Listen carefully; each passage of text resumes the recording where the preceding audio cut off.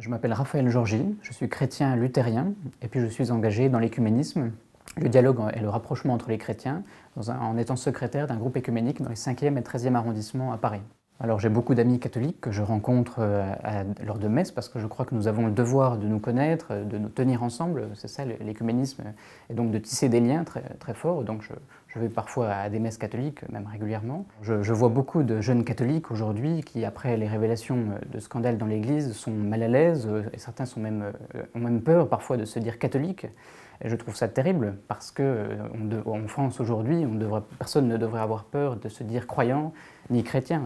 Ça devrait être tout à fait accepté et tout à fait normal. Or aujourd'hui, nous avons besoin de nous rapprocher puisque je crois que nous faisons tous partie les uns les autres, nous sommes membres les uns les autres du même corps du Christ. Avec les catholiques, je crois que nous partageons le même souci de la réflexion éthique, de l'interpellation sur la personne humaine, par exemple.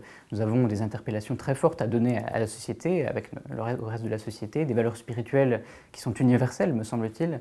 Et on ne devrait pas avoir peur, et les catholiques en particulier ne devraient pas avoir peur, à mon avis, d'aller vers les autres et de se dire eux-mêmes catholiques ou chrétiens. Il suffit d'avoir un langage clair et compréhensible de tous et sortir un peu du jargon chrétien peut-être, ou théologique.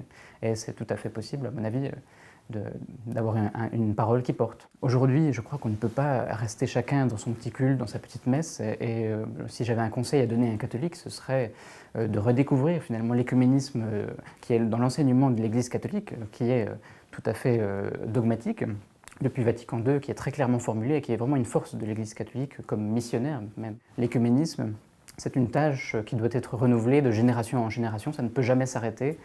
Et avec ça, je le vois, il y a beaucoup de catholiques qui y sont sensibles et ça me donne beaucoup d'espoir.